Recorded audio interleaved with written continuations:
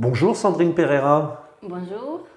Vous êtes expert comptable, vous êtes une des deux associées du cabinet Números que Falam, Exactement. les chiffres qui parlent. Et vous nous recevez et vous allez nous donner plein d'éclaircissements, plein d'éclairages sur des points de vie pratique au Portugal. Et aujourd'hui, on va parler de l'impôt sur le revenu, qui a un système assez similaire à celui de la France, hein, un impôt progressif, des tranches.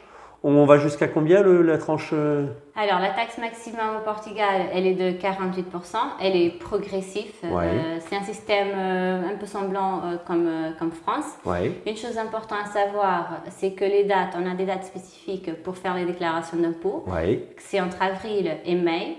Excusez-moi, avril et juin. Et juin. Si cette date, elles sont ratées, après vous aurez des amendes, bien sûr qu'on pourra les faire après, mais avec des amendes. Aussi, Alors, qui doit déclarer ces voilà. impôts? Évidemment, les salariés portugais, Oui.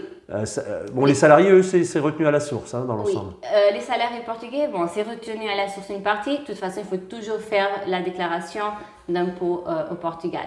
Par contre, parfois, on écoute assez automatique. C'est vrai qu'au Portugal, le système, il est beaucoup développé au niveau informatique de l'autorité fiscale. Il y a des choses que ça se fait automatique. Il y a quelques Portugais qui n'ont pas besoin de rentrer sur le système, ils le font. Ils ont une chose très simple qu'un salaire.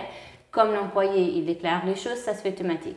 Par contre, avec les étrangers, c'est pas la vérité que ça soit automatique. Ouais. Et après, c'est pour ça qu'on a des cas qui reçoivent des lettres à dire qu'ils ont des déclarations d'impôts en retard à faire. C'est-à-dire qu'en fait, il faut avoir en tête que dès qu'on est résident au Portugal, on doit déclarer. Il faut le faire, exactement. Même si on n'a obligatoire. pas de revenus au Portugal, même si on n'a pas de revenus en France, même si on a le RNH, même si Oui. de toute façon… Je vais expliquer alors pourquoi. Alors, il faut faire une déclaration d'impôt toujours obligatoire depuis qu'on est étranger et qu'on réside au Portugal. Une fois qu'on est résident au Portugal, il faut faire la déclaration d'impôt. Où il faut déclarer les revenus étrangers et les revenus portugais. Ouais. Et aussi les comptes bancaires que vous avez au Portugal et à l'étranger.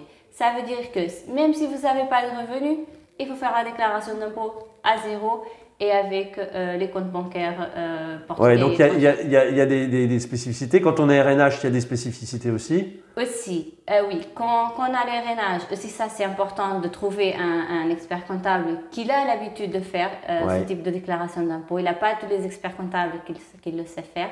Pourquoi? Il a un annexe spécifique, donc ça veut dire que si la personne elle a le RNH, mais après dans la déclaration d'impôt, cet annexe il n'est pas rempli, ce que ça va arriver, c'est que le particulier il va être taxé comme un étranger sans RNH. Donc c'est important que cet annexe spécifique du RNH il est inclus dans la déclaration d'impôt pour alors bénéficier du statut. Exactement. Donc il faut impérativement trouver un expert comptable et un expert comptable, on va dire, qui soit un petit peu spécialisé dans les régimes fiscaux des personnes physiques. Exactement, voilà. Mais merci beaucoup. Merci beaucoup. La French Radio. Portugal.